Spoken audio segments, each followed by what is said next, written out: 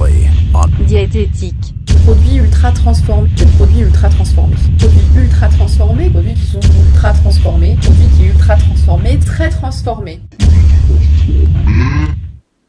Bon, faisons le point sur les aliments ultra transformés alors.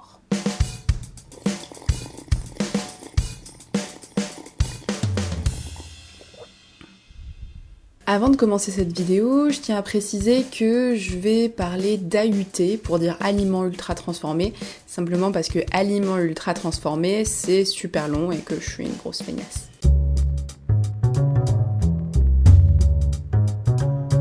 Faisons un peu d'histoire.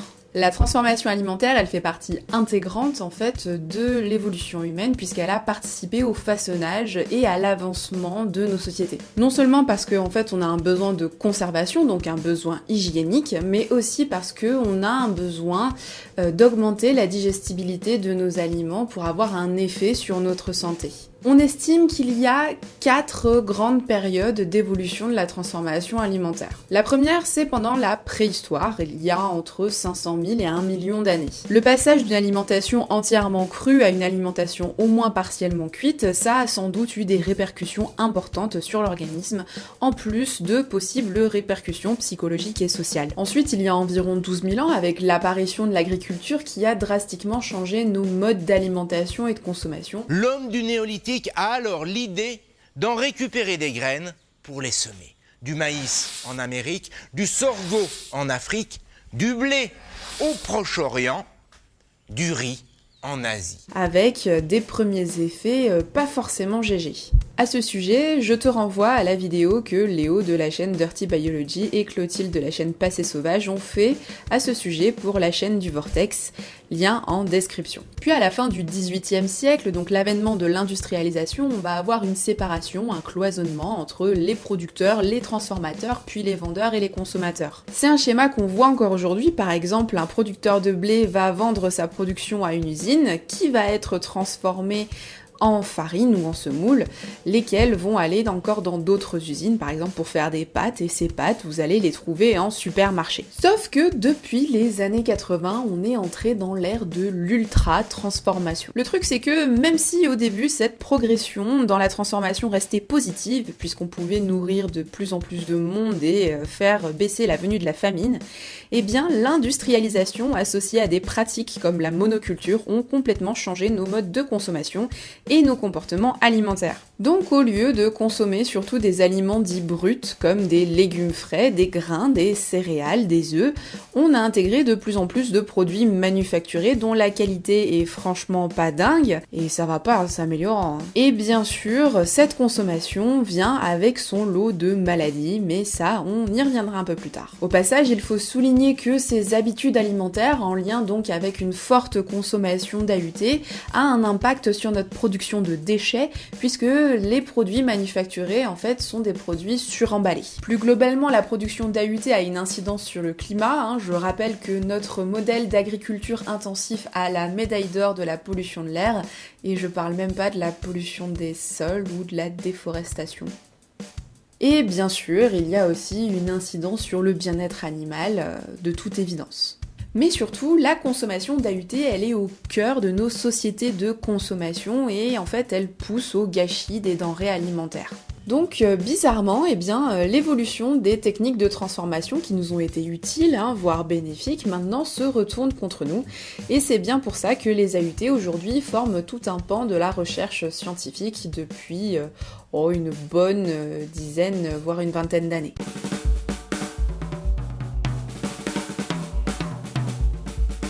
Pour bien comprendre ce que sont que les AUT, je vais d'abord devoir t'expliquer ce que c'est que l'effet matrice. Pour faire simple, l'effet matrice, c'est le potentiel santé d'un aliment du point de vue de sa structure et non de sa composition.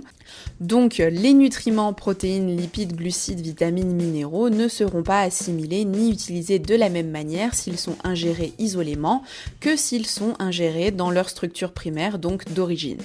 En gros, la vitamine C qu'on a rajoutée dans ton Nesquik, tu vas pas l'utiliser ni l'assimiler de la même manière que si tu l'avais ingérée alors qu'elle se trouvait dans une pomme que tu viens de croquer. La pomme étant un des milieux sources de la vitamine C par exemple. Alors si tu as été attentive ou attentif, tu remarqueras sans doute que j'ai bien différencié les termes structure et composition dans cette définition, et cette différenciation, elle est fondamentale. Ce qui se cache derrière le mot composition, c'est en fait l'approche qu'on appelle réductionniste. Le réductionnisme scientifique, en fait, c'est une stratégie de simplification à l'extrême. Le but, c'est d'aller très rapidement à l'essentiel. Appliqué aux aliments, c'est se concentrer sur les composantes moléculaires de nos aliments, donc les nutriments, je rappelle, protéines, lipides, glucides, vitamines, minéraux, en se disant que le fait de les ingérer à certaines doses nous garantira une bonne santé. Alors ça a son utilité, notamment pour comprendre et quantifier les besoins nutritionnels de notre organisme. C'est pour ça qu'il y a des institutions comme l'ANSES qui établissent et recensent les besoins par nutriment, et ils ajustent les recommandations en fonction de l'avancée des recherches scientifiques. Mais le truc, c'est qu'aujourd'hui, on voit bien que l'approche réductionniste, elle a ses limites. La survenance, en fait, de pathologies liées à la malnutrition, comme l'obésité, le diabète, des maladies cardiovasculaires, elle augmente dans les pays occidentaux dits développés, où on a eu une approche réductionniste très forte, alors que pourtant, on apporte tous les nutriments et tout ce qu'il faudrait. C'est là, du coup, qu'apparaît une autre approche que j'ai sous-entendue par le mot structure dans la définition de l'effet matrice, l'approche holistique. En gros, on va s'intéresser à l'aliment comme composant d'un tout, on va privilégier une approche globale de l'aliment dans son entièreté. Ainsi, tu comprendras que l'effet matrice s'inscrit totalement dans une démarche holistique, puisque c'est la prise en compte de l'environnement dans l'assimilation et l'utilisation des nutriments. Pour caricaturer, d'un point de vue réductionniste, si tu veux rester en bonne santé, tu pourrais te contenter de la prise de repas en poudre, donc déshydraté, puisque ça apporte en fait tous les nutriments qu'il faudrait. Mais d'un point de vue holistique, on va privilégier le fait maison pour rester en bonne santé. Bon, rentrons dans le vif du sujet. On peut définir les AUT de la manière suivante. Ce sont des produits alimentaires ou boissons caractérisés dans leur formulation par l'ajout d'ingrédients et ou d'additifs cosmétiques à usage principalement industriel et ayant subi un procédé de transformation excessif pour imiter, exacerber, masquer ou restaurer des propriétés sensorielles, comme l'arôme, la texture, le goût ou encore la couleur. Ces procédés technologiques d'ultra-transformation, ils peuvent être plus ou moins dénaturants, avec des processus comme la cuisson-extrusion, le cracking ou encore le soufflage. Ok, il y a beaucoup de termes dans cette définition, mais rien qu'avec ça, tu comprends bien que les AUT, ce sont des aliments ou des boissons exclusivement industrielles, donc que c'est pas du fait maison. Je vais rentrer un peu dans le détail de cette définition et je vais commencer par les techniques de transformation. J'ai parlé notamment de cracking. Le cracking, c'est un processus industriel de fragmentation des aliments, donc on va dénaturer, détricoter l'aliment et sa matrice pour en retirer juste les constituants dont on a besoin. Souvent ces constituants, on va les mettre sous forme de poudre et puis on va tout réagglomérer avec plein de trucs différents pour former des AUT. Parmi les exemples les plus courants d'éléments issus du cracking, on va avoir tout un tas de trucs dérivés du lait comme des caséines, des protéines de lactosérum ou encore juste du lactose. Côté maïs aussi, on en a quelques-uns, notamment les sirops de glucose et des sirops de dextrose. Côté blé aussi, il y en a quelques-uns, notamment le gluten ou encore les fibres qui sont en fait extraites du son du blé.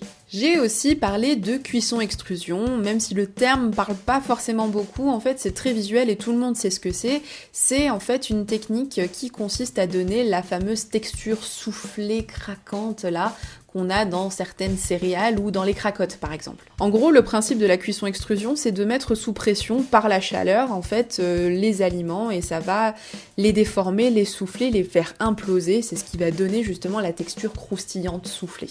Alors je n'ai parlé que de 2 techniques dans la définition, mais en fait il y en a plein. Il y a des techniques physiques, donc tout ce qui est broyage, tamisage par exemple. Il va y avoir aussi des techniques biotechnologiques qui vont faire appel à des enzymes notamment. Et puis il va y avoir bien sûr des techniques chimiques, les plus connues étant par exemple pour les matières grasses, tout ce qui est hydrogénation ou estérification. J'ai mentionné aussi dans la définition de l'effet matrice les additifs et les agents cosmétiques. D'après la directive européenne 89/107 CEE du 18 septembre 1989, On entend par additif alimentaire toute substance habituellement non consommée comme un aliment en soi et habituellement non utilisée comme ingrédient caractéristique de l'alimentation, possédant ou non une valeur nutritive et dont l'adjonction intentionnelle aux denrées alimentaires dans un but technologique au stade de leur fabrication, transformation, préparation, traitement, conditionnement, transport ou entreposage a pour effet ou peut raisonnablement être estimée avoir pour effet qu'elle devient elle-même ou que ces dérivés deviennent directement ou indirectement un composant des denrées alimentaires. Ce que tu dis n'a aucun sens. En gros, les additifs alimentaires, ce sont des substances qu'on va rajouter en fait au produit pour lui donner un aspect plus satisfaisant pour le consommateur, plus attirant pour le consommateur. Donc ça va être tout un tas de colorants, d'antioxydants, de correcteurs d'acidité, des exhausteurs de goût. J'ai parlé aussi d'agents cosmétiques. En fait, c'est une catégorie d'additifs qui vont se concentrer sur la texture. Donc ça va être tout ce qui est émulsifiant, texturant, anti-agglomérant, ce genre de choses. Ils sont facilement repérables sur les emballages avec la mention E et un chiffre qui les suit. Le E300, c'est de la vitamine C, c'est un antioxydant, c'est pas très grave. Et si c'est du E621, c'est du glutamate monosodique. C'est pas terrible.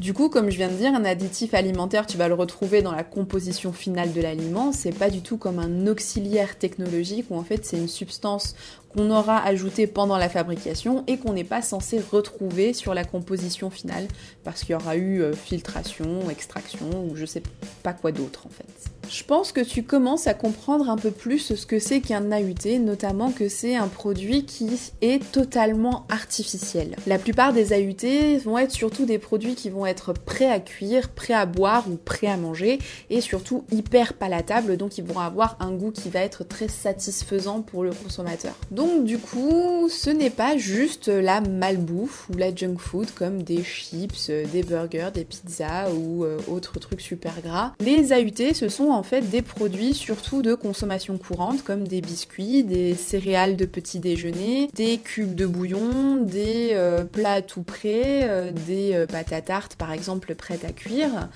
ou encore les poudres cacaotées du matin. Et d'ailleurs, peu importe que ce soit bio, enrichi ou je sais pas quoi ou en rayon diététique, ça n'a rien à voir. Un AUT est un AUT, peu importe qu'il soit bio ou en rayon diététique. Pour résumer, les AUT, ce sont des produits qui ont des composés uniquement utilisés par l'industrie ou alors qui sont fabriqués avec des techniques de transformation uniquement industrielles. Petit bonus à la définition que j'avais oublié de mentionner, ça va être aussi souvent des produits qui vont avoir des allégations nutritionnelles ou qui vont être enrichis en je sais pas quel nutriment, en vitamine D ou en zinc par exemple. Ils ont aussi un emballage très attractif et de manière générale une très bonne communication. De plus, une étude espagnole publiée en avril 2020 suggère qu'il y a un lien entre la forte consommation d'AUT et le vieillissement, puisque ces AUT en fait joueraient sur le raccourcissement des télomères. Les télomères sont les petits capuchons aux extrémités de nos chromosomes qui sont liés au vieillissement. Et surtout, ils engendrent de très gros profits pour les groupes qui les produisent.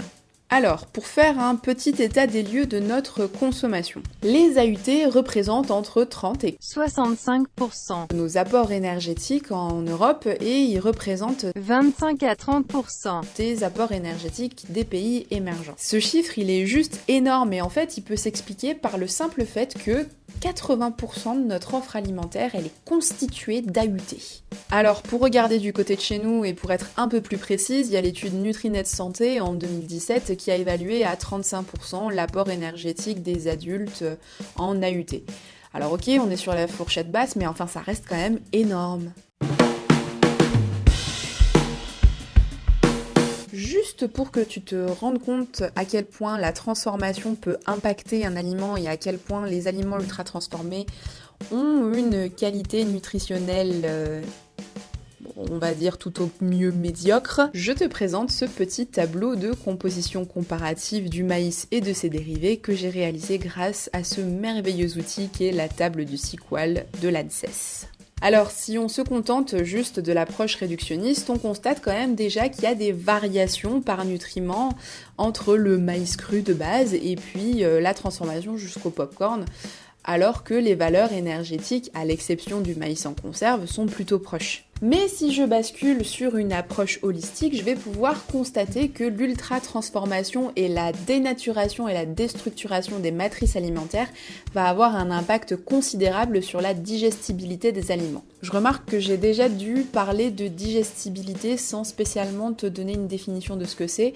En fait, c'est juste la capacité d'un nutriment à passer les intestins pour se retrouver dans la circulation sanguine. Pour mieux comprendre l'impact des transformations, je vais juste prendre les lignes glucides dont sucre de mon petit tableau de tout à l'heure. Avant d'aller plus loin dans l'analyse, petit point sémantique. Ce qu'on entend par glucides, en fait, c'est la famille moléculaire à laquelle appartiennent les sucres. Puisque tous les glucides n'ont pas les mêmes processus et temps de digestion, on va les différencier. C'est bien pour ça qu'ils sont sur deux lignes différentes. La ligne sucre, en fait, renvoie à des petites unités moléculaires dont la digestibilité est très rapide et facilitée. Ça va être du glucose, du fructose ou encore du saccharose. Alors du coup, qu'est-ce qui se cache dans le reste des glucides? Majoritairement, ça va être de l'amidon. Et l'amidon, qu'est-ce que c'est? En fait, c'est une grande chaîne de petites unités glucose. Et oui, c'est le même amidon qu'il y a dans la colonne fécule de maïs. L'amidon en tant que tel, c'est une molécule qui est énorme, elle peut pas passer toute seule dans notre sang. Il va falloir la découper, la digérer en unités glucose pour pouvoir justement l'assimiler.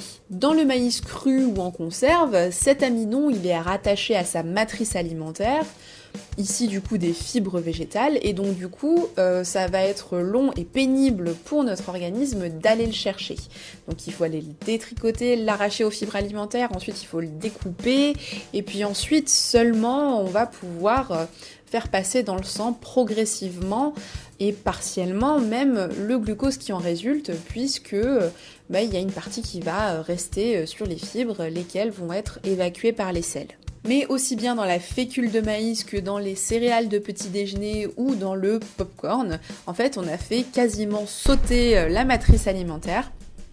Donc en fait, on a enlevé des étapes de digestion. Il reste plus que la chaîne d'amidon qu'il ne reste qu'à découper très facilement par nos petites enzymes.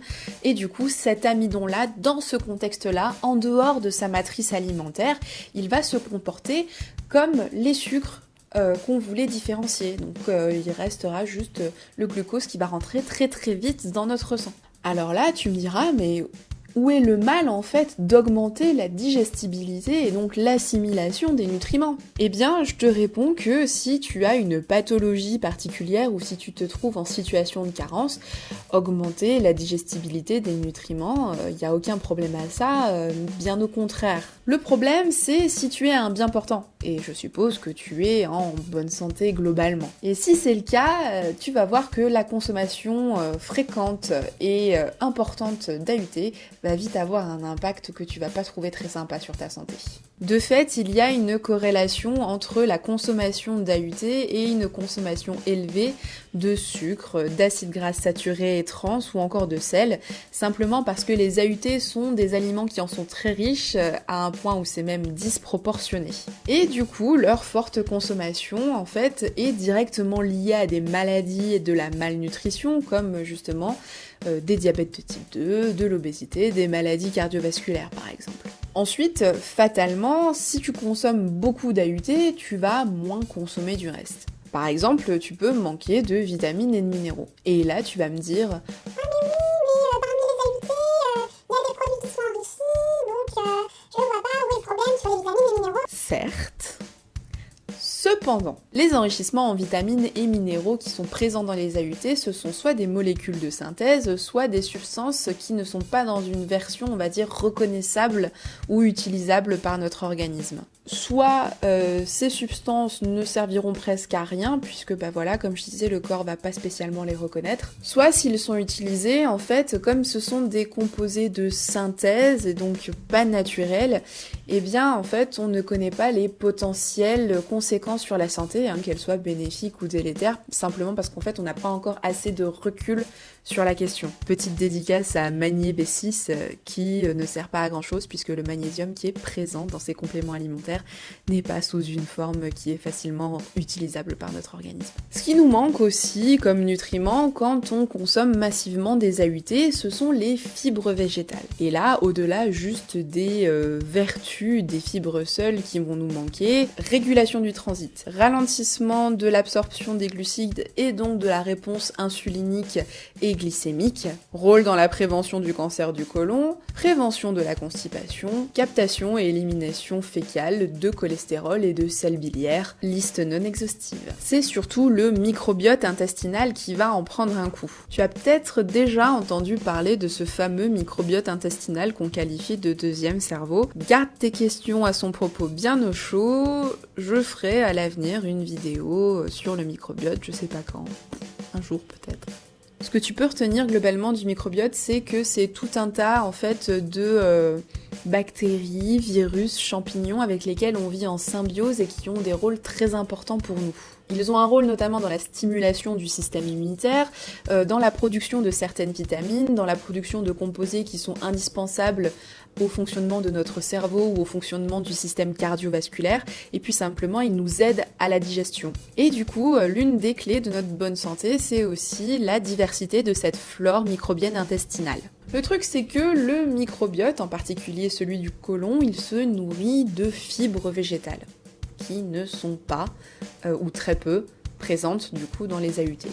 Et du coup, le fait de ne pas apporter de fibres, ou du moins pas en quantité suffisante pour entretenir le microbiote, ça a pour conséquence directe en fait de diminuer la diversité de celui-ci, ce qui en fait nous rend plus vulnérables à des maladies. Et en fait, cette baisse de la diversité du microbiote, elle est particulièrement visible au sein des populations qui vivent dans des pays industrialisés, comme par exemple aux États-Unis où il y a une plus grande consommation d'AUT par rapport à l'Europe ou à l'Asie. En témoigne du coup le tiers des Américains qui sont ou diabétiques de type 2 ou obèses, ou encore la moitié de la population américaine qui a des problèmes de maladies cardiovasculaires. Alors, ça veut pas dire que toutes ces pathologies sont directement la conséquence de la consommation d'AUT, mais on ne peut pas nier qu'il y a un lien. En plus, le fait qu'il y ait peu de fibres dans ces AUT, en fait, ça baisse la densité nutritionnelle et du coup, ça accentue le phénomène de ce qu'on appelle des calories vides. Il faut ajouter à ça une espèce d'effet cocktail d'ingestion massive d'additifs controversés par le biais d'AUT,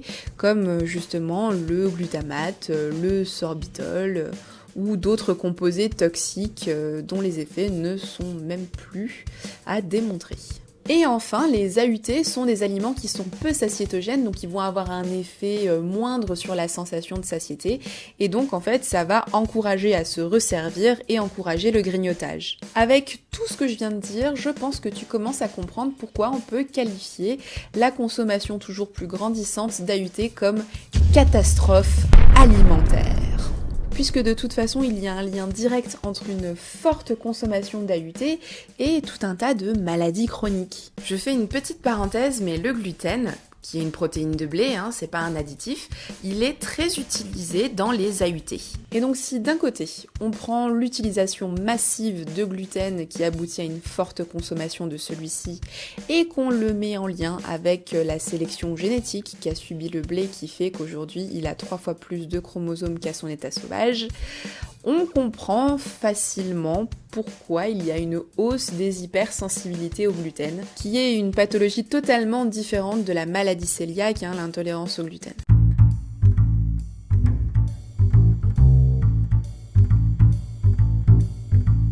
Alors après tant de minutes de vidéo où je pense que je t'ai juste donné envie de te pendre, ne t'en fais pas, je te propose quand même une lueur d'espoir. Enfin, pas moi, mais plutôt... Oui, alors, je m'appelle Anthony Fardet. Anthony Fardet est chercheur en alimentation préventive, durable et holistique. Le cœur de ses recherches, c'est de faire le lien entre l'alimentation, l'effet matrice et la transformation. Il a notamment écrit ce bouquin que je te recommande vivement et qui m'a inspiré très fortement cet épisode. Donc la première règle, c'est végétal, donc ça veut dire végétaliser son alimentation et limiter les calories animales par jour à 15% environ. c'est-à-dire 3 portions de produits animaux par jour maximum, c'est-à-dire une à chaque repas. La vraie, par opposition à faux aliments, c'est le degré de transformation. Nous, on propose un seuil de précaution qui peut-être sera affiné avec d'autres études, mais il ne faudrait pas dépasser probablement 15% de calories quotidiennes en aliments ultra transformés, parce que plusieurs études montrent qu'au-delà de 15%, on peut augmenter le risque d'obésité, notamment de 29%. Donc c'est un seuil de précaution, 15%, alors c'est autour de 15%, c'est-à-dire 1 à 2 portions par jour grand maximum. La plus compliquée, parce que c'est là que la confusion est la plus grande. Autant les gens savent reconnaître un produit animal et végétal et savent ce que veut dire varié, autant le vrai par rapport au faux n'est pas évident. Donc c'est tout l'enjeu de l'application SIGAP, de s'adresser au vrai. Et donc enfin, troisième règle, varié, mais varié dans les vrais aliments. Parce que si vous variez de l'ultra transformé, comme c'est souvent des calories vides, ou même s'ils sont enrichis, c'est des micronutriments isolés qui ont été rajoutés artificiellement, ça n'a pas de sens. Si vous variez les ultra transformés, vous êtes plus dans une variété de formulations ou de marques.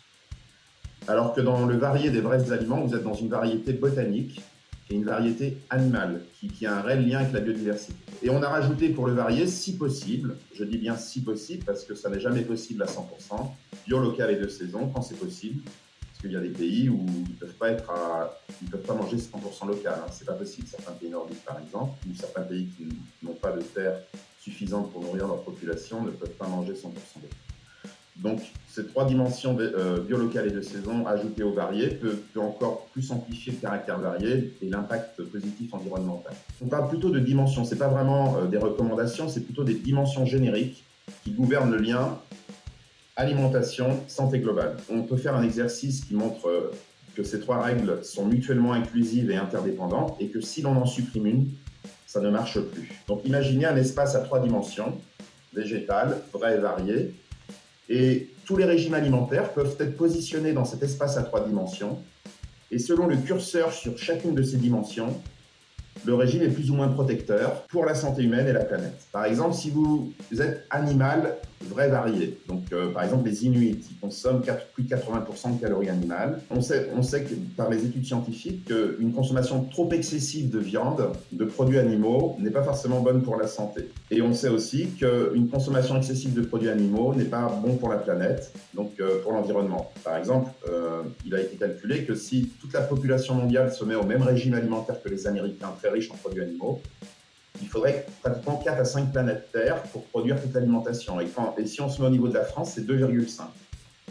Donc on voit bien que de toute façon, ça n'est pas viable. Donc on n'est pas en train de dire que les Inuits, il faut qu'ils mangent plus de végétaux, mais on est en train de dire qu'on ne peut pas extrapoler le régime Inuit à toute la planète. C'est ça qu'on dit, c'est plutôt dans l'autre sens. Donc ça, c'est si on supprime végétal par animal. Ensuite, si on supprime vrai par faux, par exemple, vous êtes vegan, végétarien, donc vous consommez végétal, faux, varié. Donc beaucoup d'ultra transformés. Une étude de 2018 a montré que même si c'est des produits végétaux, s'ils sont ultra transformés, c'est pas meilleur pour la santé. Et en outre, ça c'est un article qu'on a publié cet été, c'est que les aliments ultra transformés sont associés à des systèmes alimentaires dégradés, c'est-à-dire agriculture intensive, élevage intensif, parce que pour arriver à des coûts aussi bas, c'est forcément de l'intensif. Et ensuite, si vous faites végétal vrai monotone, par exemple en Chine, dans les années 90, près de 75 à 80% des calories étaient apportées par des céréales, notamment du riz. Et bien là, on peut avoir des problèmes de déficience, qu'on observe d'ailleurs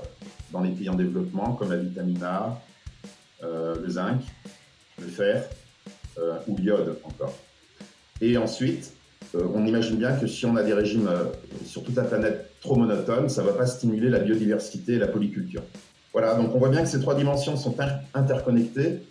Le varié étant plutôt pour apporter le maximum de composés protecteurs et le végétal et le vrai étant vraiment là du coup liés plutôt aux maladies chroniques, notamment le vrai. Donc ces 3 leviers qualitatifs qui sont faciles d'appropriation et qui permettent de remplir tous ces besoins nutritionnels. Et ce qui est intéressant, c'est qu'on n'a plus besoin de faire de calculs et de s'en préoccuper. On n'a plus besoin de raisonner en oméga 6, en oméga 3, en saturé, polyinsaturé. Pause. J'ai complètement oublié de dire que, en même temps que je publie cette vidéo, je publie également l'interview complète que j'ai réalisée d'Anthony Fardet. C'est une interview qui dure à peu près 1 heure et qui sert d'approfondissement à la vidéo que j'ai faite là présentement. Donc si ça t'intéresse, n'hésite pas à aller la regarder, je mets le lien bien sûr en description.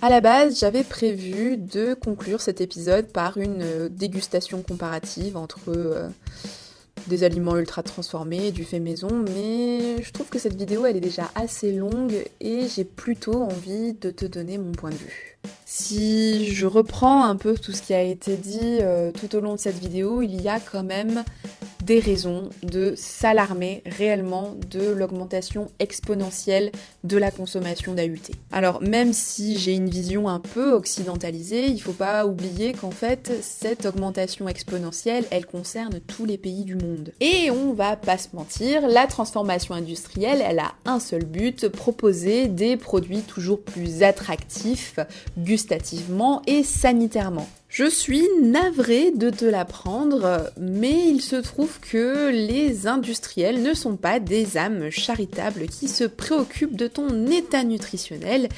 Ils n'ont en réalité qu'un seul objectif. Et peu leur importe de te faire avaler de la pseudo-bouffe, puisque de toute façon ça leur coûte pas cher à produire avec des marges qui sont considérables, et toi t'y verras que du feu parce qu'ils ont un marketing... petits oignons, je te dis. Des packaging léchés, du détournement d'attention du type pauvre en graisse, alors qu'en fait, quand tu regardes la composition, tu te rends compte que c'est une bombe d'additifs et de sucre, quand c'est pas simplement de la publicité mensongère en attendant de se faire choper par la DGCCRF. Oui, Danone, je te vois avec ton Activia et ton Actimel. Ou encore pour suivre les tendances du greenwashing. Hein, Daddy? Le sucre, c'est une plante! Parce que si la consommation d'AUT, en fait, elle augmente fatalement, ce qui diminue, c'est la consommation de produits bruts non transformés.